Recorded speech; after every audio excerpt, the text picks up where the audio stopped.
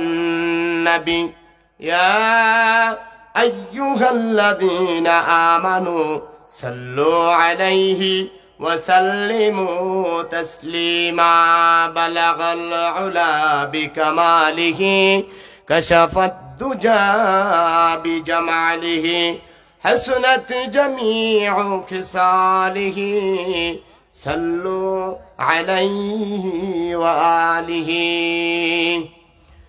যদি কথা দাও বন্ধু দিনের পথে দৃঢ় থাকবে যদি কথা দাও বন্ধু দিনের পথে দৃঢ় থাকবে যদি কথা দাও দিন কায়েমে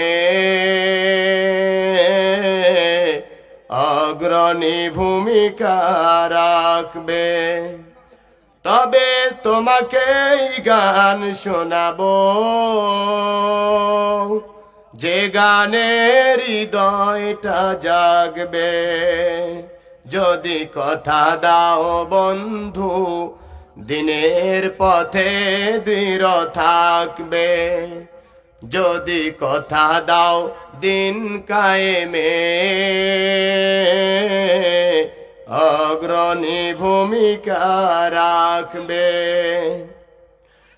আমার গানে যদি তোমার প্রাণে ইমানি দীপ্তি ছড়ায় আমার সুরে যদি সবার মনে জিহাদি প্রেরণা যোগায় আমার গানে যদি তোমার প্রাণে ইমানি দীপ্তি ছড়ায় আমার সুরে যদি সবার মনে জিহাদি প্রেরণা যোগায় তাহলে আমারে কণ্ঠ তাহলে আমারে কণ্ঠ দিন কায়েমের কাজে লাগবে তবে তোমাকেই গান শোনাবো যে গানের হৃদয়টা জাগবে যদি কথা দাও বন্ধু দিনের পথে দৃঢ় থাকবে যদি কথা দাও দিন কায়েমে অগ্রণী ভূমিকা রাখবে সম্মানিত মুআজ্জাজ মুহতারাম হাজিরিন বাংটিপুকুরি যুব সমাজের উদ্যোগে 2 দিন ব্যাপী ঐতিহাসিক তাফসীরুল কুরআন মাহফিলের আজকের এই প্রথম দিনে আজকের মাহফিলের শ্রদ্ধাভাজন সম্মানিত সভাপতি জনাব আলহাজ হাজিমুল ইসলাম আজকের মাহফিলের সম্মানিত প্রধান অতিথি আজকের মাহফিলের বিশেষ অতিথি আজকের মাহফিলের সম্মানিত উলামা ইকরাম বিশেষ করে আজকের মাহফিলের প্রধান আকর্ষণ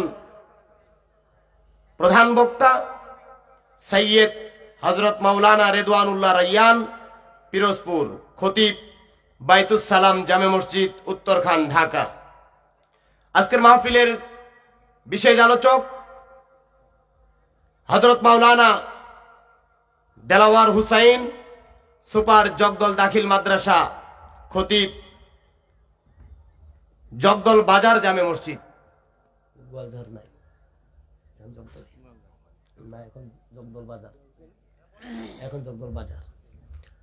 আজকের মাহফিলের সম্মানিত ওলামায়ে হযরত দূর দূরান্ত থেকে আগত কোরআন প্রেমিক ইসলাম প্রেমিক তাওহীদি জনতা আমার সামনে উপস্থিত সম্মানিত মুসলমান ভাইরা পর্দার অন্তরালে মা ও বোনেরা ইসলামের রীতি এবং নীতি অনুযায়ী আমি আলোচনার শুরুতেই আমি আপনাদেরকে দোয়া দিয়ে আপনাদের কাছ থেকে দোয়া চেয়ে আমার কথা শুরু করছি আসসালামু আলাইকুম ওয়া রাহমাতুল্লাহি ওয়া বারাকাতুহু সালাম দেওয়া ওয়াজিব না সুন্নাত সুন্নাত আর জবাব দেওয়া কি ওয়াজিব। আমি আপনাদের জন্য দোয়া করলাম, আপনারা আমাকে দোয়া দিবেন না? হ্যাঁ, অবশ্যই। আশা করছি সকলেই, যত ভাইয়েরা যত মায়েরা আমার কথা শুনছেন, সবাই আমার সালামের জবাব দিবেন, আসসালামু আলাইকুম ওয়া রাহমাতুল্লাহি ওয়া বারাকাতুহু। মহিয়ান গরিয়ান সর্বশক্তিমান আল্লাহ সুবহানাহু ওয়া তাআলার দরবারে শুকরিয়া, যিনি আমাদেরকে কোরআন বলার সুন্দর পরিবেশ তৈরি করে দিয়েছেন। এজন্য আমরা খুশি না বেজার? যদি খুশি হয়ে থাকি তাহলে জবান ছেড়ে আওয়াজ করে সকলে বলি আলহামদুলিল্লাহ। লক্ষ কোটি দরুদ ও সালাম পেশ করছি আমার আপনার প্রাণপ্রিয় নবী রাহমাতুল আলামিন সাইয়্যিদুল মুরসালিন আশরাফুল আম্বিয়া, দু জাহানের বাদশা, কঠিন কিয়ামতের ময়দানে যেদিন আমার আল্লাহ হবেন একমাত্র কেবলমাত্র বিচারক, যেদিন আমার আল্লাহর সামনে দাঁড়ানোর মতন যোগ্যতা ক্ষমতা আমার আল্লাহ যাকে দিবেন, আপনার আমার প্রাণপ্রিয় নবী দু জাহানের বাদশা সাইয়্যিদুল মুরসালিন জনাবে মুহাম্মদুর রাসূলুল্লাহ সাল্লাল্লাহু আলাইহি সাল্লামের প্রতি আল্লাহ তাআলা আমাদের দরুদ ও সালামটুকুন পৌঁছায় দেন। জোরে বলুন আল্লাহুম্মা আমিন। সম্মানিত হাজিরিন, অল্প কয়েক মিনিট সময় দেওয়া হয়েছে। আমি কিছুক্ষণ আপনাদের সামনে কোরআন থেকে একটু সংক্ষেপ তাফসীর করে আমি আমার কথার ইতি টানবো। ওয়ামা তৌফিক ইল্লা বিল্লাহ। প্রথম কথা হচ্ছে, আমরা কোরআন শুনতে চাই, নাকি বলেন? কোরআন শুনলে লাভ আছে না নাই? কি লাভ আছে?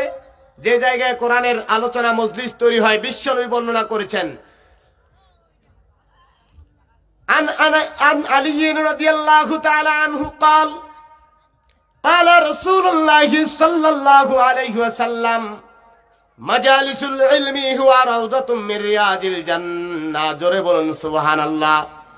আমার নবী বিশ্ব নবী জনাবে মুহাম্মদুর রাসূলুল্লাহ সাল্লাল্লাহু আলাইহি ওয়াসাল্লাম জানিয়েছেন, যে জায়গার মধ্যে কোরআনের আলোচনা হয়, বিশ্ব নবীর জবানীকৃত হাদিস থেকে আলোচনা করা হয়, ওই জায়গাটা দেখতে যদিও দুনিয়ার সামান্য একটি জমিন, কিন্তু আমার আল্লাহর কাছে ওই জায়গাটা যতক্ষণ পর্যন্ত কোরআন আলোচনা হবে ততক্ষণ পর্যন্ত আমার আল্লাহর কাছে একটা জান্নাতের বাগান। বলেন না সুবহান। রাসূলুল্লাহ সাল্লাল্লাহু আলাইহি সাল্লাম বলেন, যখন তোমরা জান্নাতের বাগানে বসে যাবে, সেখানে বসে বসে তোমরা চুপ থেকো না, জান্নাতে বাগানে বসে তোমরা জান্নাতি ফল ভক্ষণ করবে। সাহাবায়ে কেরাম জিজ্ঞাসা করলেন, ইয়া রাসূলুল্লাহ, ইয়া হাবিবাল্লাহ, দুনিয়ার মধ্যে জান্নাতি ফল আবার কিভাবে ভক্ষণ করব? আল্লাহ রাসূল বলেন, যখন কোরআন এবং হাদিস থেকে আলোচনা করা হবে, আল্লাহ রাব্বুল আলামিনের তাওহীদের কথা শুনে, আল্লাহ রাব্বুল আলামিনের সৃষ্টির কথা শুনে, জান্নাত জাহান্নামের কথা শোনার পরে বান্দা আশ্চর্য হয়ে যখন সুবহানাল্লাহ বলবে, বান্দা যখন আল্লাহর শুকরিয়া আদায় করতে গিয়ে আলহামদুলিল্লাহ বলবে, আল্লাহ তাআলার বরত্ব প্রকাশ করতে গিয়ে যদি বান্দা তার জবান দিয়ে আল্লাহু আকবারে আওয়াজ দেয়, আল্লাহ রাব্বুল আলামিন ওই বান্দাকে প্রত্যেকটা এই শব্দ বলার কারণে বান্দাকে আমার আল্লাহ একটি জান্নাতের ফল ভক্ষণ করান। সম্মানিত ভাইরা আমার, এই জায়গায় বসে মানুষ যদি কিছুক্ষণ কোরআন শ্রবণ করে, আমার নবী বলেন, দিনের কোন অংশ অথবা রাতের কোন অংশ যদি কোনো বান্দা কোরআন শোনার পিছনে যদি ব্যয় করে, কিছুক্ষণ সময় যদি কোনো মানুষ কোরআন শ্রবণ করে, ওই বান্দার আমল নামায় 500 রাকাত নফল নামাজ পড়লে যে সওয়াব হবে, আমার আল্লাহ ওই বান্দার আমল নামায় সম পরিমাণ সওয়াব দান করবেন। আরো জোরে বলুন না সুবহানাল্লাহ। সম্মানিত ভাইরা আমার, এজন্য কোরআন শুনলে লাভ আছে না নাই? মুসলমান ভাইরা আমার, আমরা যদি কোরআন শুনতে আসি, এই কোরআনকে যদি আমরা জিজ্ঞাসা করি, ও কোরআন তোমাকে শুনলে আসলে কেন আমরা তোমাকে শুনবো? কোরআন জবাব দিচ্ছে, ওয়ামা হুয়া ইল্লা যিকরুল লিল আলামিন। বলুন আল্লাহু আকবার। আল্লাহর কোরআন বলে, আল্লাহর কোরআন এজন্যই তোমরা শুনবে যে এটা সেই কিতাব যাতে সমগ্র বিশ্বের জন্য, বিশ্বের সমস্ত মানুষের জন্য আমার কোরআনকে, আমার আল্লাহ এই কোরআনকে পৃথিবীতে প্রেরণ করেছে। কোরআন একটা হেদায়েত হিসেবে। বলুন সুবহানাল্লাহ। তাহলে কোরআন যদি কেউ কোনো ব্যক্তি জানে, শিখে, শিখার চেষ্টা করে, জানার চেষ্টা করে, কোরআন তাকে হেদায়েত দেয়। কি দেয়? হেদায়েত দেয়। আসুন তাহলে আমরা কোরআনকে জিজ্ঞাসা করি, করো ও কোরআন তুমি বলো, তুমি তো আল্লাহর কিতাব, তোমার মধ্যে কোনো ভুল আছে নাকি, সন্দেহ আছে নাকি? সঙ্গে সঙ্গে কোরআন জবাব দিচ্ছে, যালিকাল কিতাবু লা রাইবা ফীহি হুদাল লিল মুত্তাকিন। আল্লাহর কোরআন বলে এটা তো এমন এক কিতাব যার মধ্যে সন্দেহ তো নেই, সন্দেহের লেশ মাত্র নেই। বলেন না সুবহানাল্লাহ। সম্মানিত ভাইরা, এই কোরআনকে আল্লাহ তাআলা তাদের জন্য পাঠিয়েছেন যারা মুত্তাকি, আর মুত্তাকি বান্দারা এই কোরআন থেকে হেদায়েত পেয়ে যায়। বলেন সুবহানাল্লাহ। কোরআনকে যদি আমরা জিজ্ঞাসা করি, কোরআন তাহলে তুমি জমিনে আসছো, ঠিক আছে, তুমি তোমার মধ্যে কোনো ভুল নাই, নির্ভেজাল তুমি। ও কোরআন তাহলে তুমি বলো তোমার উদ্দেশ্যটা কি, কেন তুমি এই জমিনে আসছো, কেন তোমাকে আমার আল্লাহ পাঠাইছে? কোরআনুল কারীম সঙ্গে সঙ্গে জবাব দিচ্ছে, লিতুখরিজান নাসা মিনাজ যুলুমাতি ইলান নূর। জোরে বলুন আল্লাহু আকবার।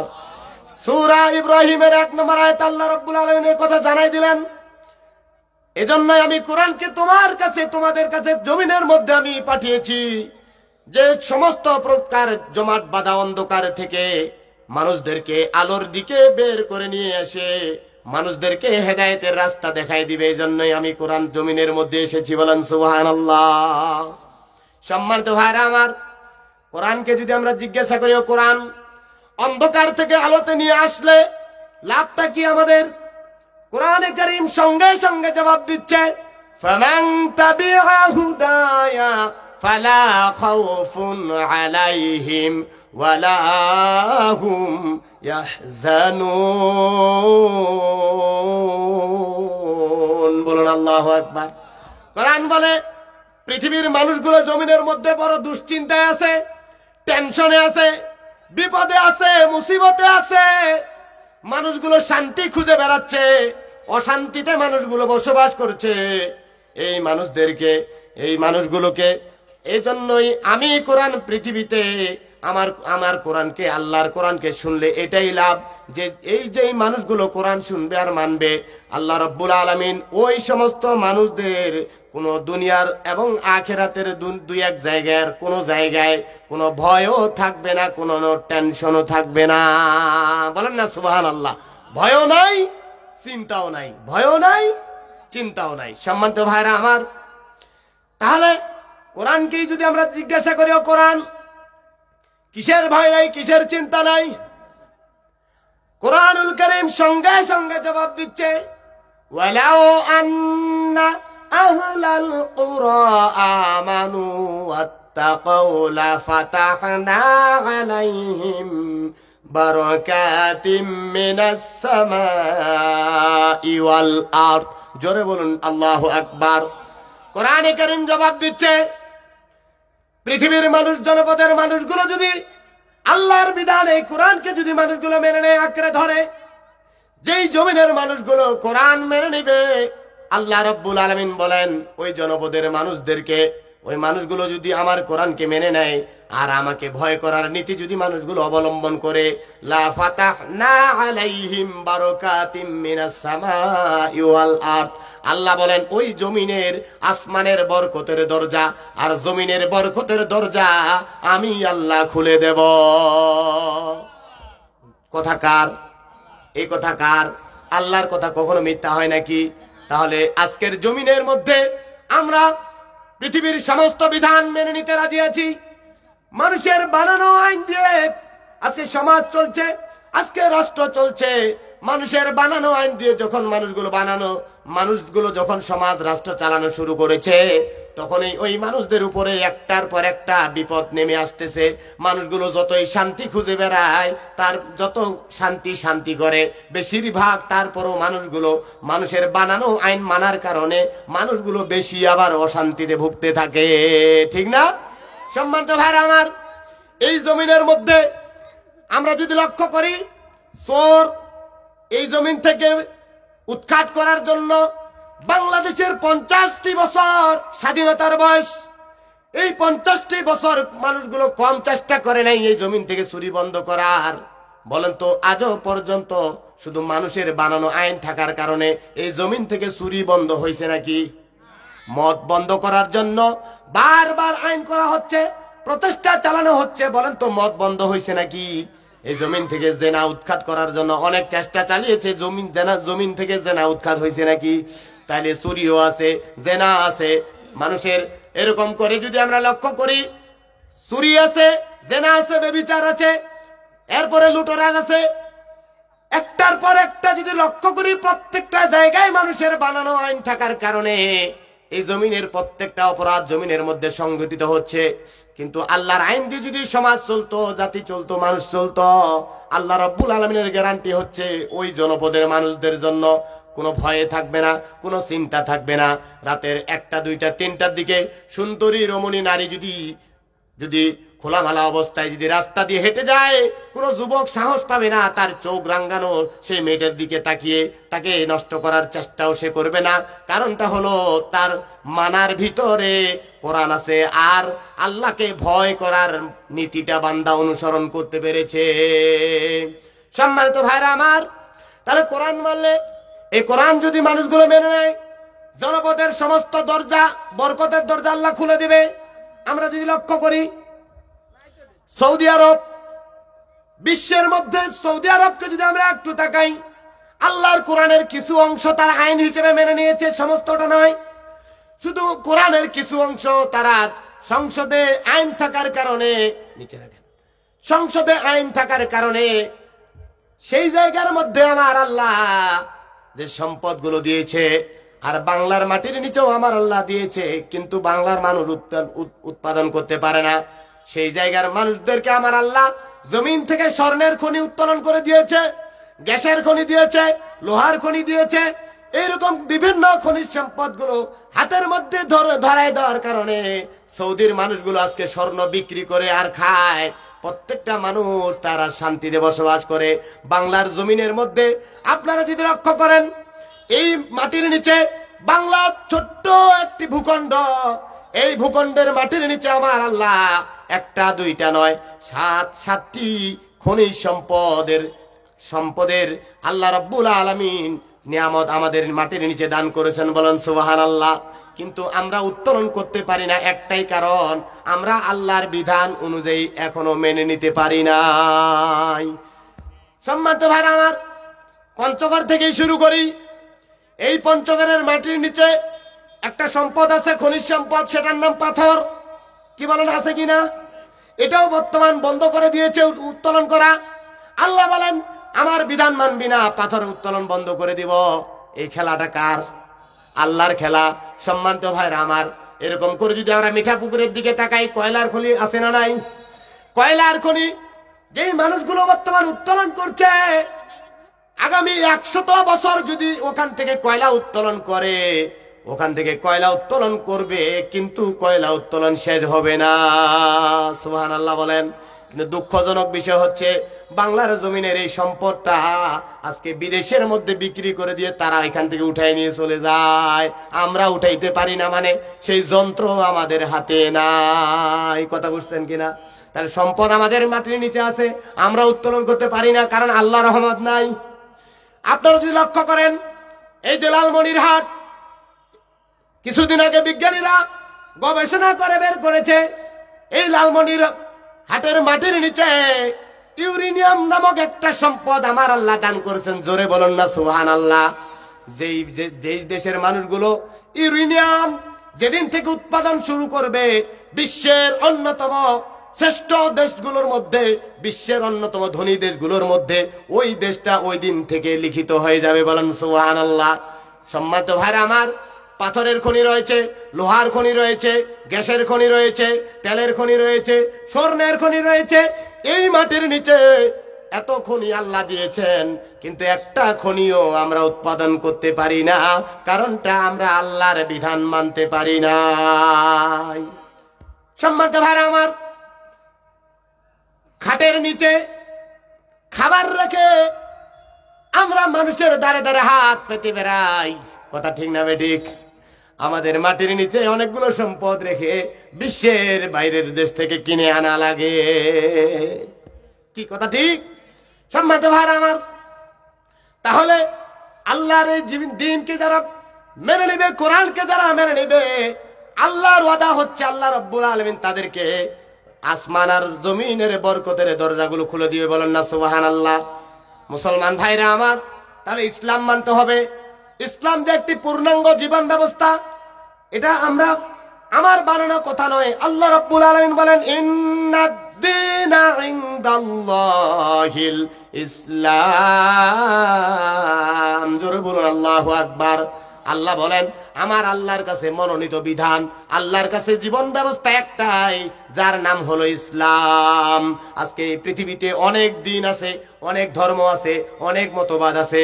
আল্লাহ বলেন, এই মতবাদ সব বাতিল, আমার কাছে একটাই গ্রহণযোগ্য যেই ধর্ম, যেই দিন, সেটার নাম হচ্ছে ইসলাম।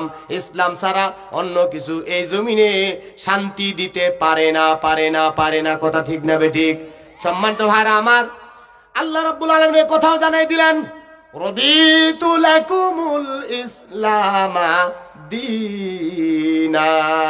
আল্লাহ বলেন, আমি তোমাদের জন্য ইসলামকে দিন হিসেবে দিতে পেরে আমি আল্লাহ নিজেই খুশি। জোরে বলুন না সুবহানাল্লাহ। আল্লাহ যে আমাদেরকে দিন দিয়েছেন, ইসলাম দিয়েছেন, এজন্য আল্লাহ নিজেই খুশি। আমাদের খুশি হওয়ার দরকার আছে না নাই? সম্মানিত ভাইরা আমার, এজন্য আল্লাহ রাব্বুল আলামিন বলেন, আমি ইসলামকে তোমাদের জন্য পূর্ণাঙ্গ করে দিলাম। আল ইয়াউমা আকমালতু লাকুম দীনাকুম ওয়া আতমামতু আলাইকুম নি'মাতি ওয়া রাদিতু লাকুমুল ইসলাম দীনা। জোরে বলুন আল্লাহু আকবার। আল্লাহ বলেন সূরা মাইদার 3 নম্বর আয়াতে, আজ আমি তোমাদের জন্য আমার এই দিনকে, জীবন ব্যবস্থাটাকে তোমাদের জন্য জীবন বিধান হিসেবে পূর্ণ করে দিলাম, আর অন্য কোনোটাই আমার কাছে গ্রহণযোগ্য হবে না। আল্লাহ রাব্বুল আলামিন বলেন, আর অন্য কোন দিন, অন্য কোন আমল আমার আল্লাহর কাছে, আমি আল্লাহর কাছে গ্রহণযোগ্য নয়। ওয়া মান ইয়াবতাগি গায়রাল ইসলামি দীনান ফালান ইউকবালা মিনহু ওয়া হুয়া ফিল আখিরাতি মিনাল খাসিরিন। জোরে বলুন আল্লাহু আকবার। আল্লাহ বলেন, আমি আল্লাহর কাছে কোশ্চেন কালো গ্রহণযোগ্য হবে না সেই দিন, যেই দিন ইসলাম ছাড়া অন্য দিন মানা হয়েছে। সুতরাং আল্লাহর কাছে একটাই গ্রহণযোগ্য, যেটার নাম ইসলাম। আল্লাহ রাব্বুল আলামিন বলেন, ওয়া হুয়া ফিল আখিরাতি মিনাল খাসিরিন। ইসলাম ছাড়া অন্য কোন রীতিনীতি অনুযায়ী যে মানুষগুলো চলবে, ওই একটা আমলও আমি আল্লাহর কাছে গ্রহণযোগ্য হবে না, বরং তারা পরকালে ক্ষতিগ্রস্তদের মধ্যে অন্তর্ভুক্ত হবে তথা জাহান্নামে যাবে। সম্মানিত ভাইরা আমার, তাহলে আসুন, কোরআনকে যদি আমরা জিজ্ঞাসা করি, কোরআন ঠিক আছে, সবকিছুই বুঝলাম, তোমাকে মানতেই হবে, তাহলে কোরআন তুমি বলো তো। এবার তোমার কাছে জানতে চাই, এই জমিনে চলতে গেলে তো মানুষ একা একা চলতে পারে না। এই জমিনে আমরা চলতে গেলে আমাদের তো সংগঠন করা লাগে, দল করা লাগে, রাজনীতি করা লাগে। বলেন তো, এই কথা যদি কোরআনকে জিজ্ঞাসা করি, কোরআন জবাব দিতে পারবে কি পারবে না?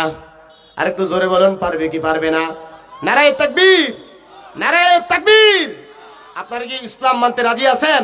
যারা রাজি আছেন দুহাত তুলে একটু নারায়ে তাকবীর দেন। নারায়ে তাকবীর। আল কোরআনের আলো, আল কোরআনের আলো, নারায়ে তাকবীর। একটু জিকির করে সুবহানাল্লাহ, লা ইলাহা সুবহানাল্লাহ ওয়ালহামদুলিল্লাহ, লা ইলাহা ইল্লাল্লাহ। সুবহানাল্লাহ ওয়ালহামদুলিল্লাহ, লা ইলাহা, জিকির করি সুবহানাল্লাহ।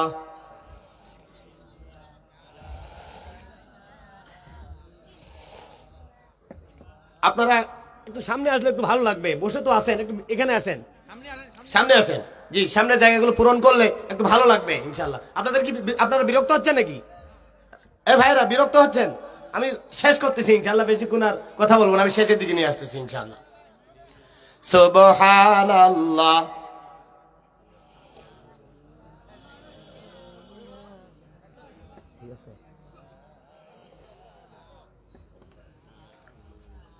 লা ইলাহা ইল্লাল্লাহু মুহাম্মাদুর রাসূলুল্লাহ। জবান ছেড়ে বলি সাল্লাল্লাহু আলাইহি ওয়াসাল্লাম। মুআজ্জাজ মুহতারাম হাজিরিন, তাহলে ইসলাম মানতে হবে এক জায়গায় না সব জায়গায়? সব জায়গায়। আসুন তাহলে কোরআনে কারীমকে আমরা জিজ্ঞাসা করি, করে ও কোরআন, তাহলে তোমার ভিতরে এইগুলো আছে নাকি? আমরা জমিনে বসবাস করতে গেলে তো ব্যবসা করা লাগে, রাজনীতি করা লাগে, অর্থনীতি আছে, সমাজনীতি আছে, ব্যবসা নীতি আছে, চাকরি আছে, বাকরি আছে, কৃষি ক্ষেত খামার সবকিছু আছে। এই কোরআনুল কারীম সঙ্গে সঙ্গে জবাব দিয়ে দিচ্ছে। আল্লাহ রাব্বুল আলামিন সূরা নাহলের মধ্যে এই কথা জানাই দিয়ে দিলেন, ওয়ানাজ্জালনা আলাইকাল কিতাবা তিবয়ানান লিকুল্লি শাইইন ওয়া হুদাও ওয়া রাহমা ওয়া বুশরা লিল মুসলিমিন। জোরে বলুন আল্লাহু আকবার। আল্লাহ রাব্বুল আলামিন বলেন, হে নবী, তোমার প্রতি আমি যে কিতাব নাজিল করেছি এটি প্রত্যেকটি বিষয়ের সুস্পষ্ট বর্ণনা দানকারী একটা কিতাব। এমন কোন বিষয় নাই যে আমার কোরআনের মধ্যে নাই। জোরে বলুন সুবহানাল্লাহ। সম্মানিত ভাইরা আমার, তাহলে এমন কোন বিষয় নেই, তার মানে রাজনীতি আছে, অর্থনীতি আছে, ব্যবসা নীতি আছে, পারিবারিক নীতি আছে, ব্যক্তিগত সামাজিক সমস্ত বিষয়গুলো কোরআনের মধ্যে আছে, বিচার নীতি আছে। এজন্য আমরা যদি লক্ষ্য করি কোরআনুল কারীমের এই কথাগুলো বুঝার জন্য আল্লাহ রাব্বুল আলামিন কোরআন হাকিমের মধ্যে বর্ণনা করেছেন, আফালা ইয়াতাদাব্বারুনাল কুরআন আম আলা কুলুবিন আকফালুহা। জোরে বলুন আল্লাহু আকবার। কোরআনে কারীম জবাব দিচ্ছে, সূরাতুল মুহাম্মদ 24 নম্বর আয়াতে আমার আল্লাহ জানায় দিচ্ছেন, মানুষেরা কেন কোরআন নিয়ে চিন্তা ভাবনা করে না, গবেষণা করে না? কোরআন তো মানে শুধু পড়ে আর পড়ে। কোরআন শুধু পড়ার জন্য নয়, এই কোরআনকে আল্লাহ রাব্বুল আলামিন পাঠিয়েছেন চিন্তা গবেষণা করার জন্য। আল্লাহ রাব্বুল আলামিন বলেন, ও মানুষেরা, আজকে কোরআন শিখতেছো, মসজিদের অভাব নাই, মাদ্রাসার অভাব নাই, তেলাওয়াতের অভাব নাই। তেলাওয়াত করে সুমুখে আজকে তাকের মধ্যে উঠায় রেখে দিয়ে দেয়, আর চাইতে আর বেশি কোরআনকে মানুষগুলো ধারণ করতে চায় না। কিন্তু আল্লাহ রাব্বুল আলামিন বলেন, কি হলো তোমাদের? তোমরা কেন কোরআনকে তোমরা বুঝার চেষ্টা করো না, চিন্তা করো না? কোরআন নিয়ে কেন তোমাদের অন্তরের মধ্যে কি তালাবদ্ধ হয়ে গেল নাকি? অন্তরগুলোকে তোমাদের মোহর মারে দেওয়া হলো নাকি যে তোমরা কোরআনকে নিয়ে চিন্তা গবেষণা করো না? সম্মানিত ভাইরা আমার, কোরআন এসেছে এই জমিনের মধ্যে প্রতিষ্ঠিত হওয়ার জন্য। আল্লাহ রাব্বুল আলামিন এ কথা জানাই দিচ্ছেন, তার হাবিবকে এজন্যই জমিনে প্রেরণ করেছেন। আল্লাহ রাব্বুল আলামিন বলেন, ইউরিদুনা লিইউতফিউ নূরাল্লাহি বিআফওয়াহিহিম ওয়াল্লাহু মুতিম্মু নূরিহি ওয়ালাউ কারিহাল কাফিরুন। জোরে বলুন আল্লাহু আকবার। আল্লাহর কোরআন বলে, নবী হে, পৃথিবীর মানুষগুলো বাতিল যারা, তারা চাবে আমার দিনকে, কাফেরেরা চায় এই জমিন থেকে নির্বাপিত করে দিবে। আমি আল্লাহ আমার নূরকে তথা আমার কোরআনকে এই জমিনে বিজয় করবই করবই করবই।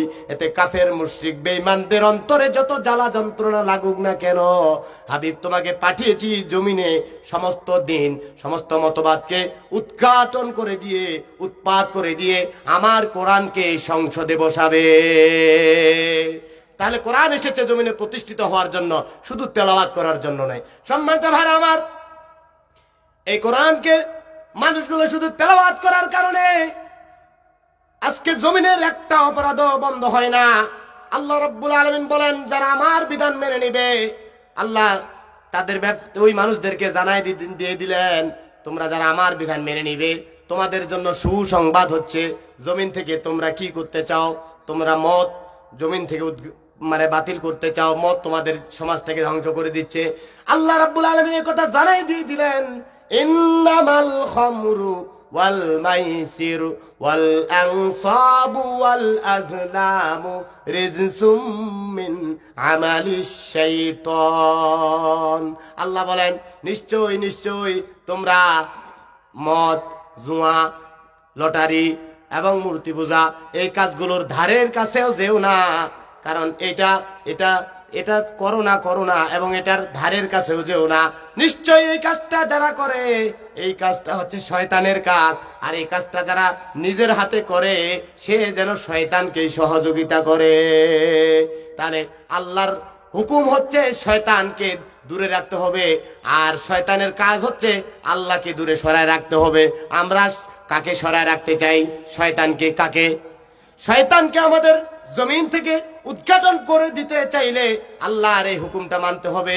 আমরা যদি জমিন থেকে এরকম করে যদি আমরা জেনা বন্ধ করতে চাই, আল্লাহ রাব্বুল আলামিন জানাই দিচ্ছেন, আয-যানিয়াতু ওয়াজ-যানি ফাজলিদু কুল্লা ওয়াহিদিম মিনহুমা মিআতা জালদা।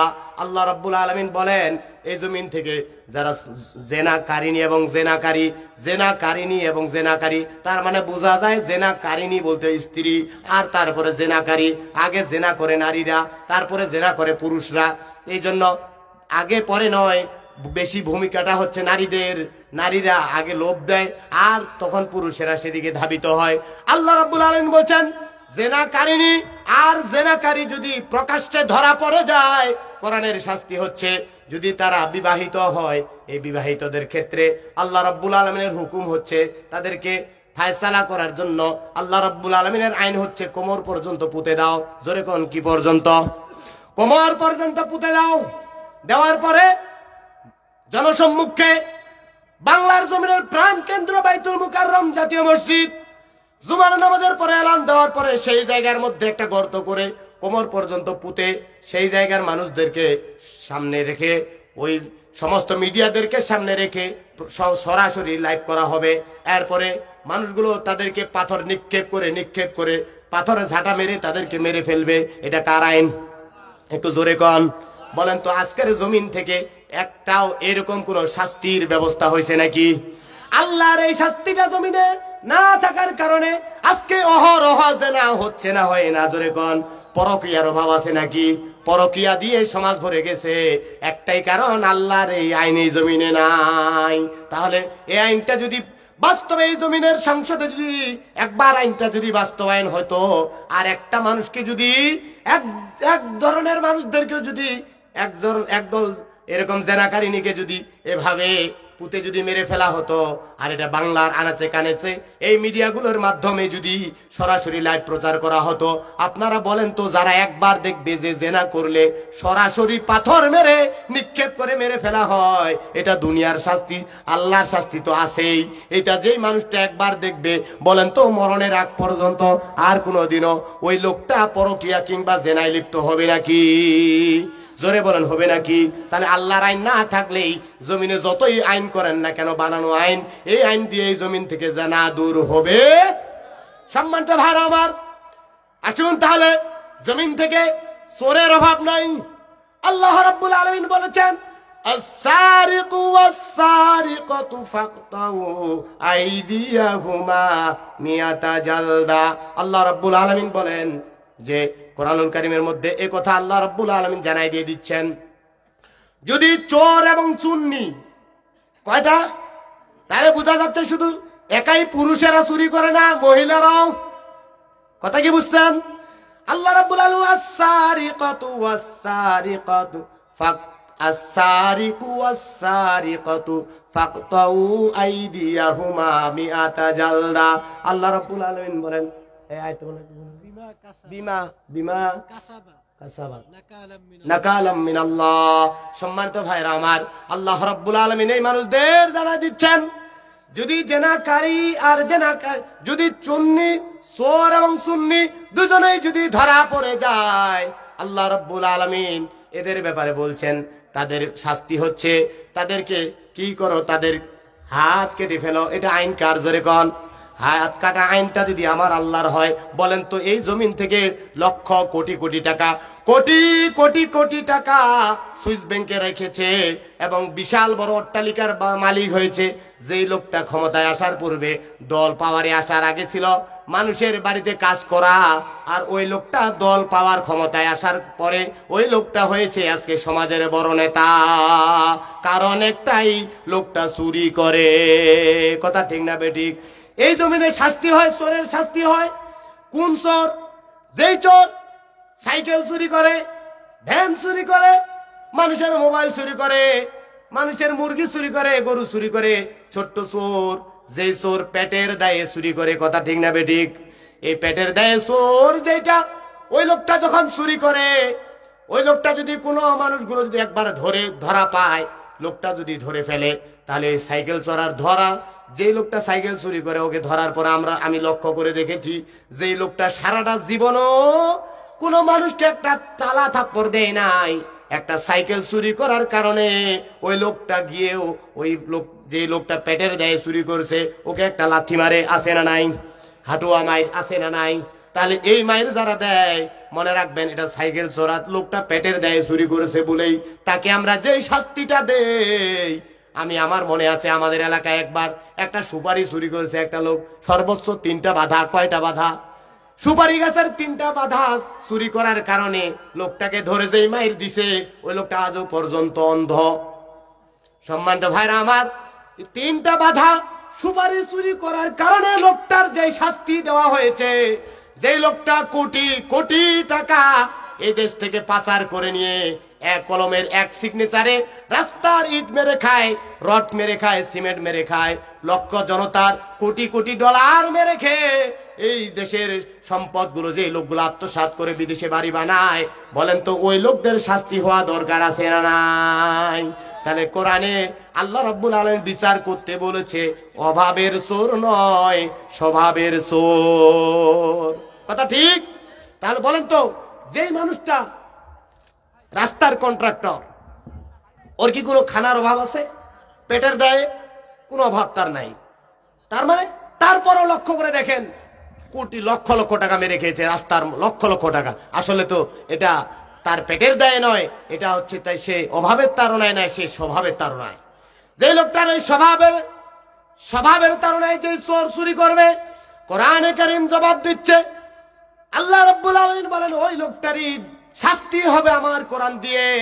যারা এইভাবে চুরি করবে, এই স্বভাবের চোরটাকে ধরার পরে বাংলার জমিনের প্রাণ কেন্দ্র বাইতুল মুকাররম জাতীয় মসজিদের মধ্যে মসজিদের জুমার নামাজ আদায় করার পরে সমস্ত জনতাকে এলান দেওয়া হবে, ভাইরা, টেলিভিশনে প্রচার করা হবে, ভাইরা, আজকে জোহরের নামাজের পরে একটা চুরির বিচার আছে, এই চুরির বিচার আছে, আপনারা সকলে থাকবেন। সব মানুষদেরকে চতুর সাইডে ঘেরাও করা হলো, সেই জায়গা থেকে নিয়ে আসা হলো, সমস্ত মিডিয়াদেরকে লাইভ সম্প্রচার করার জন্য তাদেরকে বলা হলো বাংলার আনাচে কানাচে প্রত্যেকটা টেলিভিশন উন্মুক্ত থাকবে।